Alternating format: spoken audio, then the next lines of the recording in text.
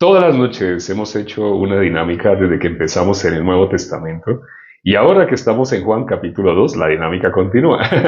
¿Sobre qué versículos los hermanos desearían que compartiéramos? ¿Sobre qué versículo o versículos desearían que compartiéramos? 23 al 25. Los últimos. 23 al 25, 14 al 25, 1 al 11. ¿Cuál creen los hermanos que ganó? 23 al 25 ganó. Sí, también pensaba lo mismo. Estaba pensando ya, tres testigos, se completaron los tres testigos. Entonces, así es, vamos a mirar los últimos tres versículos. Estando en Jerusalén en la fiesta de la Pascua, muchos creyeron en su nombre, viendo las señales que hacía. Pero Jesús mismo no se fiaba de ellos porque conocía a todos y no tenía necesidad de que nadie le diese testimonio al hombre, pues él sabía lo que había en el hombre. En el caso de Pedro, nosotros sabemos lo que le dijo a Pedro eh, cuando Pedro tenía fuerza, ¿no? Pedro estaba seguro. Y Pedro representa a las personas que tienen autoconfianza, las personas que tienen más autoconfianza, que confían plenamente en sus capacidades, que se conocen muy bien. ¿Han oído esa expresión? En el mundo se oye mucho esa expresión, ¿no? Las personas deben aprender a conocerse muy bien. Entonces, ¿quién tiene en la Biblia a quién se le ve la mayor autoconfianza? A Pedro. Se le ve la confianza más fuerte, más firme. Cuando llegó el momento que a nuestro Señor Jesucristo lo iban a crucificar, dijo, Jesús sabía y les había advertido, ya les había advertido lo que le iba a pasar. Desde el capítulo 16 de Mateo podemos verlo, ¿no? Ahí aparece, ahí había detallado, vamos a ir a Jerusalén, vaya, me va a pasar esto. Pero en el capítulo 26, versículo 33, Jesús le tiene que decir a Pedro algo. Pedro tenía confianza, ¿no? Aunque me fuera necesario morir por ti, yo no te voy a negar, yo no me voy a escandalizar, yo no así. Él pensaba que él no se iba a escandalizar, que él no. Jesús, ¿qué le tuvo que decir en el versículo 33 de Mateo 26? Tres veces. Tres veces. Pero ¿qué seguía insistiendo Pedro? Pedro tuvo que seguir diciendo, no. Miremos esa discusión. Es como una especie de discusión. Porque Jesús le dice algo, Pedro dice lo contrario. Miremos Mateo 20, Mateo 26. Mateo capítulo 26, versículo 33. Miramos desde el 32, el 30. Pero después que haya resucitado, iré delante de vosotros a Galilea. Respondiendo Pedro le dijo, aunque todos se escandalicen de ti, yo nunca me escandalizaré. Así dijo Pedro, ¿no? Respondiendo Pedro, aunque todos se escandalicen de ti, yo nunca me escandalizaré. Esa es la frase de Pedro. Aunque todos se escandalicen, yo no. Pero, ¿qué le dijo nuestro Señor Jesucristo? Versículo 34. Jesús le dijo, de cierto te digo que esta noche antes que el gallo cante, me negarás tres veces. ¿Qué le dijo Jesús?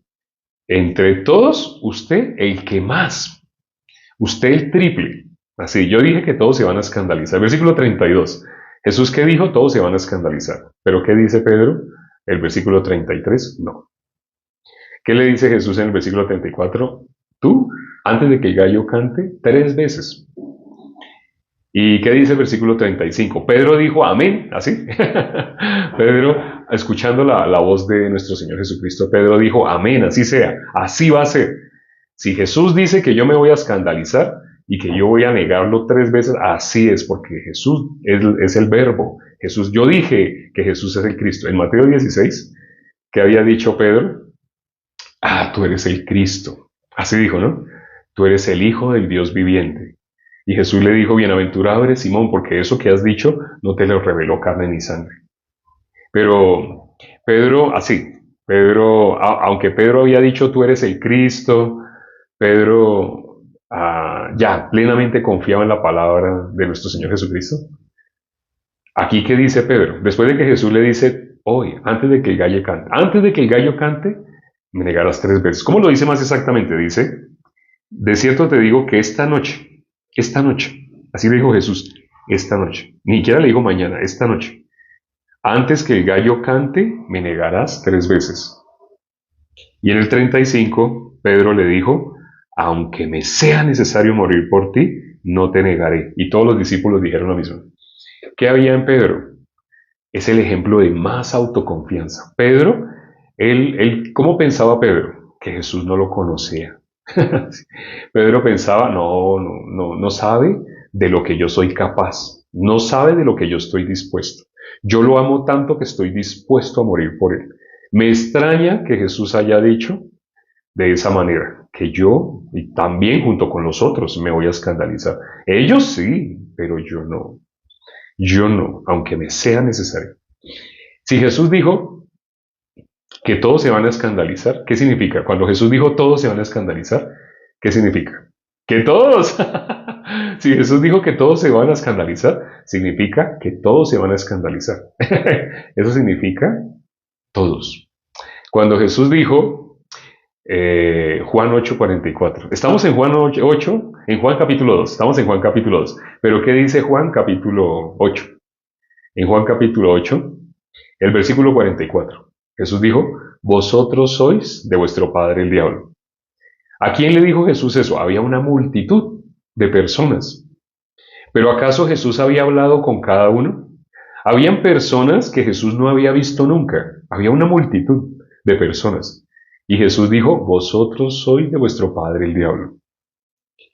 Luego Jesús se sentó con cada uno, conversó, y Jesús detectó, uy, parece que en este está el diablo. Yo creo que sí, las probabilidades son como del 50-50, así. Y luego Jesús habló con otro, y luego habló con otro, y luego preciso habían, no sé, 318 personas ahí.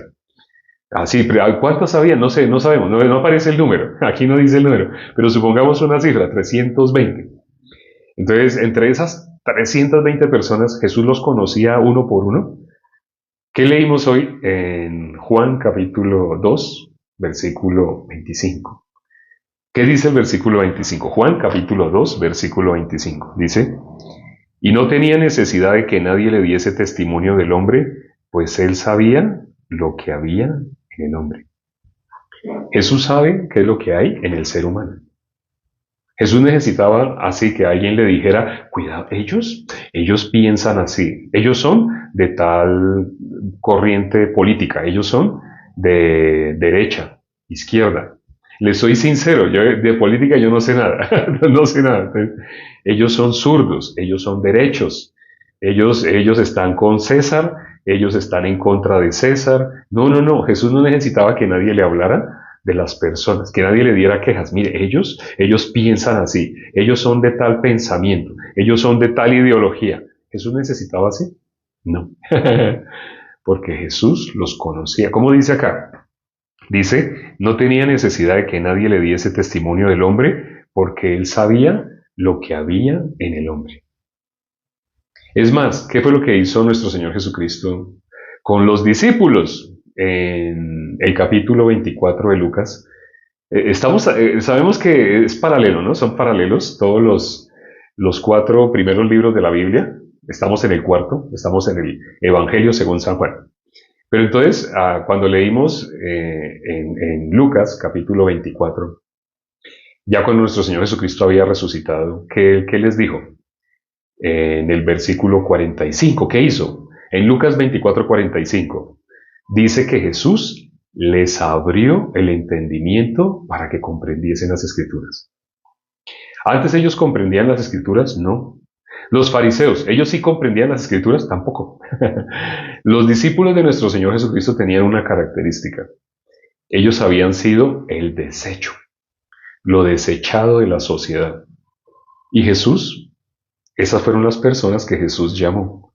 Las otras personas, ¿qué eran? Los que no fueron desechados, ¿qué eran? Los que no fueron desechados eran personas capaces, personas que habían memorizado, personas que sabían muy bien las Escrituras. Desde niño, todo judío era instruido en la memorización de las Escrituras, desde bebés. Cuando ellos aprendían a leer, ya aprendían a leer y empezaban a memorizar. Desde niños los llevaban sus padres así. Porque la persona que más tuviera capacidad la persona que más hubiera memorizado, esa persona iba a poder ser un gran rabino, iba a poder ser una persona muy ilustre, así como Gamaliel. Gamaliel fue una persona muy venerada por todo Israel, muy venerada. Nadie tenía más conocimiento que Gamaliel. Era la persona que todos admiraban. Y las personas que deseaban llegar a ser así como Gamaliel. Pero para poder ser como Gamaliel, desde bebés tenían que instruir a sus hijos en ese camino.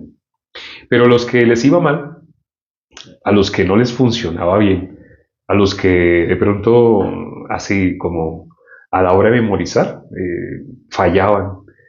Cuando se hacían, siendo niños, ¿cómo se mide si el niño memorizó bien, memorizó mal? Se hacen exámenes, ¿no? Se hacen test. Entonces se puede saber quién memorizó más, quién tiene más, quién es el que menos. Entonces, generalmente los que tienen menos capacidad, por decirlo de alguna manera, disculpen, ¿no? Los tontitos. Los que son tontitos, entonces ellos no pueden aspirar a ser rabinos. Para ser rabino se necesitaba un cociente intelectual muy alto. No sé si sabían eso. Todavía en la actualidad, para ser rabino, tiene que tener un cociente intelectual alto. Todas las cosas que hace el ser humano, ¿cómo las mide? La mide con capacidad. ¿Qué personas llegan a ser doctores, a ser ingenieros? ¿Una persona que tenga un cociente intelectual bajo puede ser ingeniero? Para ser ingeniero tiene que estudiar cálculo, cálculo avanzado. Tiene que poder resolver problemas que el común de las personas no puede resolver. Hay un nivel de cociente intelectual promedio, pero para que una persona sea ingeniero, para que se pueda graduar, necesita tener un cociente intelectual alto. Si el cociente intelectual está por debajo de la media, no va a poder con la matemática. No puede ni siquiera con la matemática básica. ¿Cómo va a poder con cálculo avanzado? ¿Cómo va a poder con integralidad? No va a poder. Entonces, en el mundo las cosas se miden así por capacidad. Curiosamente, también a nivel, no es espiritual, a nivel religioso. A nivel religioso, ¿qué personas tienen las mejores notas? Las personas que tienen más capacidad de memorizar, más capacidad de aprender, pueden tener buenas notas. Y pueden tener un título, si estudian teología, ¿quiénes son los más destacados? Las personas más admiradas, los que se graduaron en la promoción, entraron 100 personas a estudiar teología, pero solamente se graduaron 30. De esos 30 que se graduaron, hubo uno que tuvo la nota más alta. Entonces, delante de la sociedad es la persona más distinguida, a la que se le ve, tiene mejor futuro. ¿Por qué? Esa persona la oratoria la maneja de una manera excelente. Y esa persona maneja el griego, el hebreo, hasta el arameo.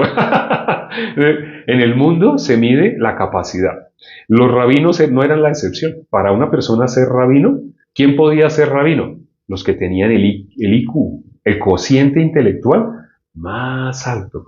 Esas personas podían ser rabinos. Pero entonces, los que cuando llegaba a cierta edad, 15, 16 años, no sirvieron. Ya se pasó la época de memorizar cuando la capacidad o el cerebro, la plasticidad estaba más grande para memorizar, ya se está cerrando.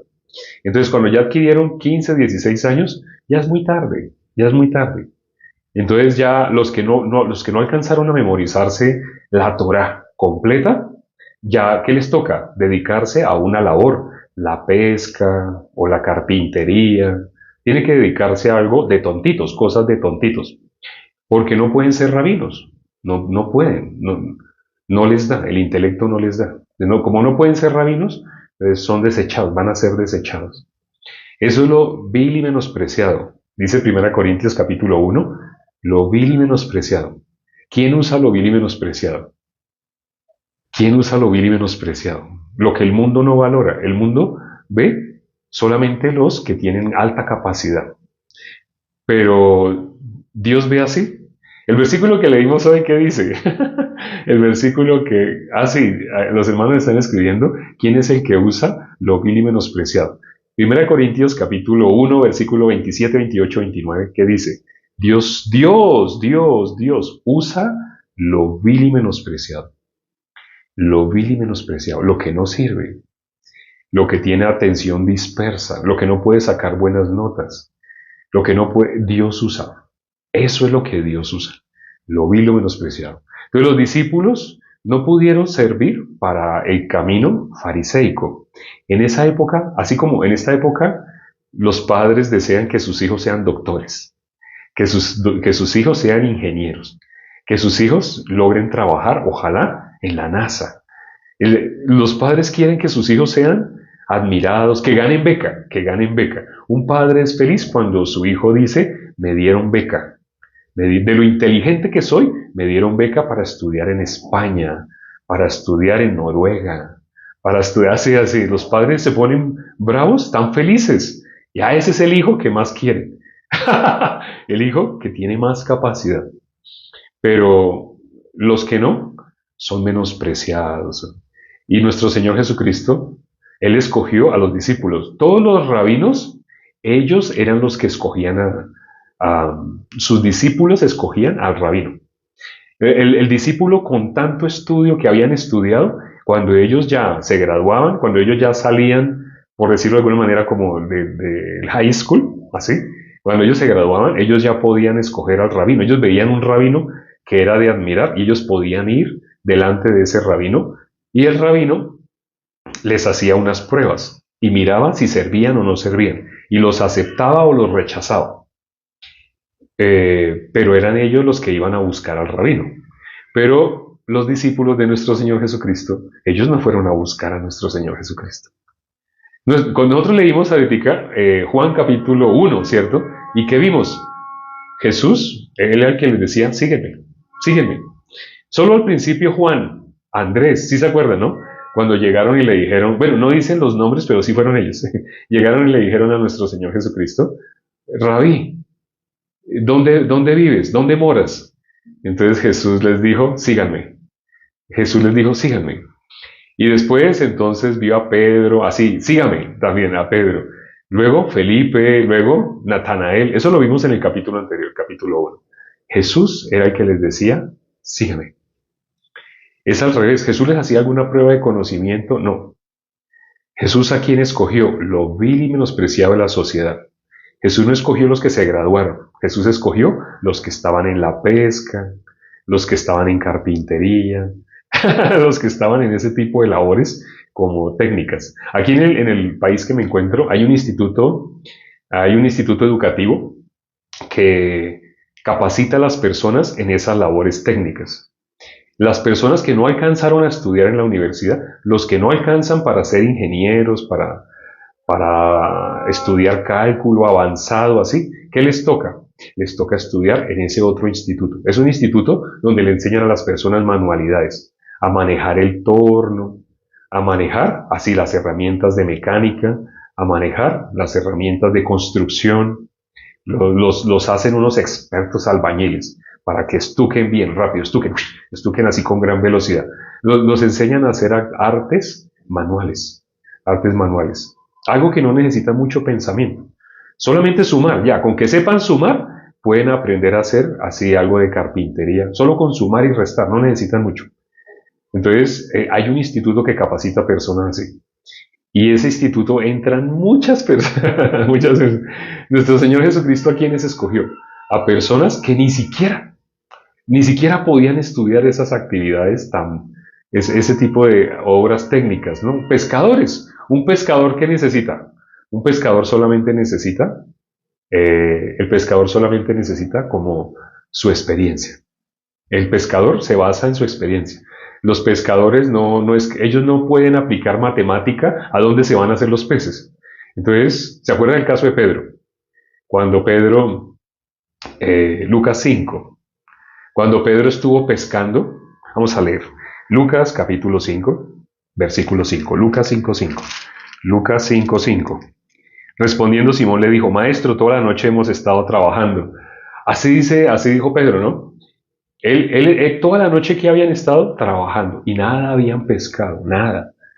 Entonces ellos habían pescado bien mar adentro. Habían pescado cerca a la orilla. habían pescado término medio, habían pescado a la izquierda, a la derecha, habían pescado toda la noche habían estado tirando la red, y tire la red, y recojan la red y tiren toda la noche, imagínense. Pero Jesús le dijo, boga mar adentro y tira tu red a la derecha. ¿Dónde no la habían tirado en toda la noche? La habían tirado en todas partes. Pero Jesús le dijo así. ¿Y qué dijo Pedro? Ahí que leímos Lucas 5:5, ¿no? ¿Qué dijo Pedro? Mas en tu palabra echaré la red. Entonces, aunque su experiencia le decía, es imposible, ya no hay peces. Los peces están de vacaciones. Se fueron. Pero en la palabra de Jesús, él fue y tiró la red. Y la red se rompía. ¿Qué descubrió Pedro? ¿Dónde está la verdad? En Pedro, en su experiencia, en su capacidad. O sea, a Pedro le va bien por su experiencia, Pedro le va bien por su capacidad, a Pedro le va bien porque él es un excelente pescador, porque él conoce muy bien el mar, él sabe bien dónde se hacen los peces. Pedro no depende de nosotros. Nosotros estamos, ¿quién puede darse cuenta más fácilmente que existe Dios?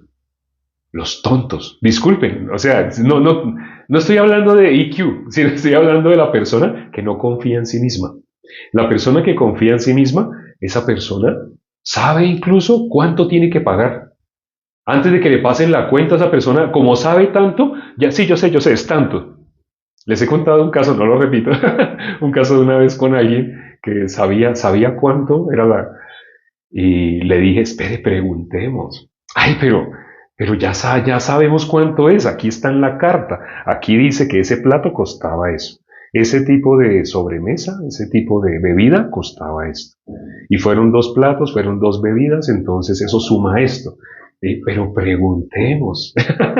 Y cuando preguntamos en la cajera, dio un valor inferior. Quedamos sorprendidos. Pero después fuimos a averiguar por qué. Porque es que ahí dice así, por lógica, ahí dice así, solo es sumar. Pero dijo, es que ustedes vinieron el sábado, y el sábado es con 20% de descuento. Un tontico recibe la gracia. O sea, no me refiero intelectualmente, no estoy hablando tampoco así, sino me refiero a la persona que no confía en sí mismo. En ese sentido es que estoy diciendo tontico, ¿no? La persona que no confía en sí mismo.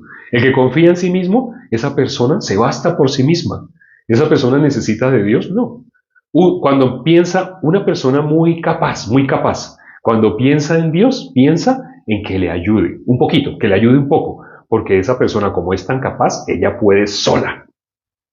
Solo que Dios le dé un empujoncito más, un poquito de empujón, para que el mérito no vaya a ser de Dios, sino sea de esa persona. Sé que suena horrible, pero es que ese es el corazón de una persona muy capaz. Pero un tontico, ¿qué necesita? La gracia. Necesita que Dios le dé. La persona que más ha experimentado a Dios es la persona que no tiene nada de capacidad. Por eso dice la Biblia que Dios usa lo vil y menospreciado. Y no estamos hablando de IQ, o sea, para que no piensen así. ¿No? Hoy lo mencionamos, pero no estamos hablando de eso, sino estamos hablando es de autoconfianza. Pedro era el que más confianza tenía. Pero Jesús, a personas que tenían confianza, a personas que de pronto tenían labores muy básicas, a personas que tenían una capacidad muy grande o personas que no tenían capacidad, Jesús, ¿qué conocía? Jesús conoce el corazón de todos. Porque ¿cómo es el corazón de todo ser humano? Dice así el versículo, leímos hoy Juan 2, 25, 23, 24 y 25. El 25 dice, no tenía necesidad de que nadie le diese testimonio del hombre, pues él sabía lo que había en el hombre. ¿Qué es lo que hay en el hombre? ¿Qué es lo que hay en el hombre? La Biblia dice, el todo designio de los pensamientos del corazón, dice la Biblia, ¿no? Todo designio de los pensamientos del corazón. Eso está en Génesis 8:21. Génesis 8:21. Vio Dios que toda intención del hombre es mala desde su juventud. Y Génesis 6:5, no sé si lo escribieron. Génesis 6:5 dice, vio que la maldad de los hombres era mucha en la tierra y que todo designio de los pensamientos del corazón, de continuo solamente el mal.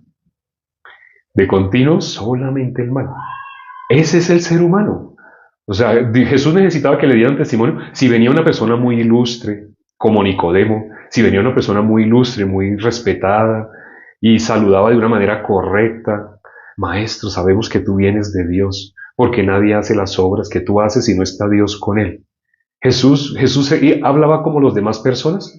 Las demás personas, ¿cómo le dirían a un saludo como el de Nicodemo? Las demás personas dirían, ay, usted sí me conoce bien, gracias. Sí. Ay, ¿qué necesita? ¿En qué le puedo servir? La persona estaría muy amable con ese saludo. Señor, sabemos que tú vienes de Dios, porque nadie puede hacer las obras que tú haces si no está Dios con él.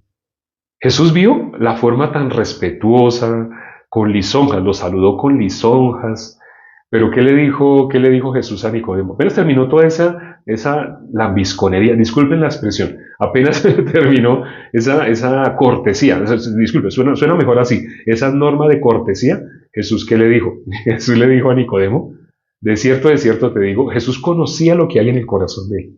Aunque él venía con tanto saludo, con tanto respeto, con tanta elocuencia, pero Jesús le dijo, de cierto te digo, que el que no naciere de nuevo no puede ver el reino de los cielos. Nicodemo, ¿con qué venía? Nicodemo venía con respeto, con norma de cortesía, con todo eso que la gente llama amabilidad, hipocresía. Porque Jesús conocía el corazón de todos. Sea una persona como Barrabás o sea una persona como Nicodemo, ¿qué es lo que Jesús veía en el corazón de los dos? Tanto el de Barrabás como el de Nicodemo. ¿Qué veía Jesús? Si son pecadores, son hijos del diablo. Lo que dijo en Juan 8:44 y que hoy mencionamos, no se lo dijo a 300 y pico de personas porque haya tenido comunión uno con uno. No, porque Él sabe qué hay en el corazón de las personas. Las personas, ¿cómo dijo David? El varón conforme al corazón de Dios. ¿Cómo llega el ser humano a nacer? Desde antes de nacer, desde el momento de ser engendrados. ¿Cómo es el ser humano? Ha sido formado en maldad. Ha nacido en pecado. Todo ser humano llega a este mundo en esa condición.